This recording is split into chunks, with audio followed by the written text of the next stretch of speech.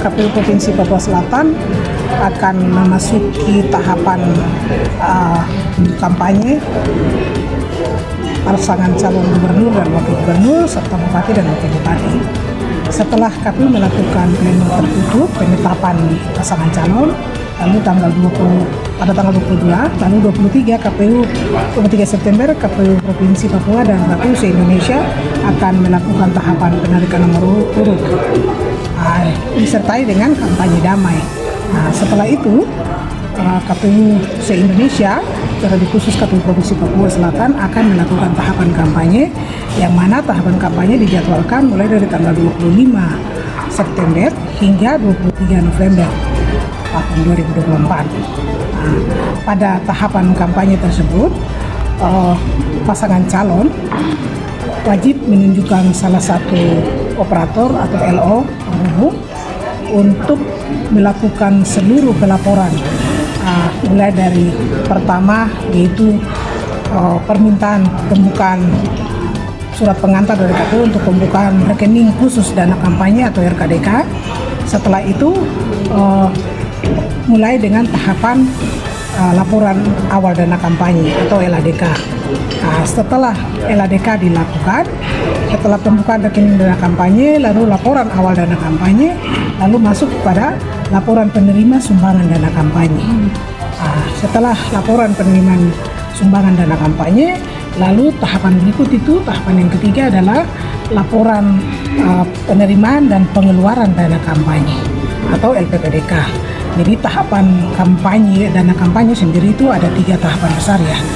Yang start awal dengan pembukaan RKDK, lalu masuk pada tahapan laporan pertama itu laporan awal dana kampanye, yang kedua adalah laporan penerimaan dana kampanye atau LPPDK, lalu yang ketiga itu adalah laporan penerima sumbangan dana kampanye atau LPSDK, lalu yang terakhir adalah laporan penerimaan dan pengeluaran dana kampanye, yang mana seluruh prosesnya itu LO atau penghubung atau operator SIKADK ya. Kita punya sistem namanya sistem kampanye dan dana kampanye atau disingkat jadi SIKADK.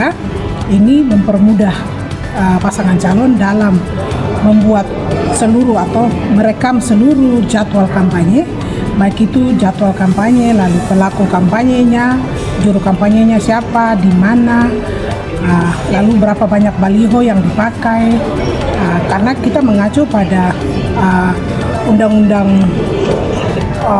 pemilihan gubernur dan wakil gubernur, bupati dan wakil bupati, bahwa di pasal 74 itu mengatakan bahwa sumber dana kampanye itu ada 3 sumber ya, baik itu dari sumber pribadi pasangan calon sendiri, lalu dari partai politik atau tabungan partai politik, lalu dari badan hukum lainnya. Lalu itu dari sumber dana, lalu jenisnya, jenis dananya, jenisnya itu ada 3 jenis ya, jenis uang, lalu jenis barang dan jasa. Barang ini contoh, pasangan calon A melakukan kampanye menggunakan berapa trek, berapa mobil, berapa kotak makan, itu semuanya barang. Itu dalam berupa barang yang wajib dikonversi dalam bentuk rupiah, dalam bentuk nilai rupiah, dan itu seluruhnya wajib dilaporkan dalam dana pengeluaran, laporan pengeluaran dana kampanye itu, sehingga semuanya tercatat mulai dari tahapan jadwal kampanye, penerimanya berapa. Pada saat penerimaan untuk LADK itu wajib ada penerimanya, identitas penyumbangnya siapa, besarannya berapa, lalu ada standar sesuai dengan rancangan PKPU dan rancangan PKPU dana kampanye, bahwa untuk besaran itu dari pasangan calon tidak terbatas, partai politik tidak terbatas, partai politik pengusung tidak terbatas, partai politik non pengusung itu besarnya 75 juta. Lalu badan usaha milik lain itu besarnya 750 juta. Jadi khusus untuk dana kampanye ada 3 poin penting.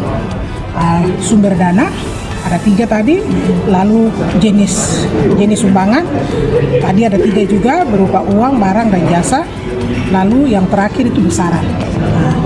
Jadi ini kita harap teman-teman partai politik, pengusung maupun pasangan calon yang hadir hari ini kita sampaikan terkait dengan teknis pelaporan dana kampanye. Karena apa? Ada sanksi bagi pasangan calon yang tidak melakukan laporan, baik itu LADK maupun laporan awal dana kampanye ataupun laporan penerima sumbangan dana kampanye, dan juga laporan penerimaan dan pengeluaran dana kampanye itu sendiri. Demikian.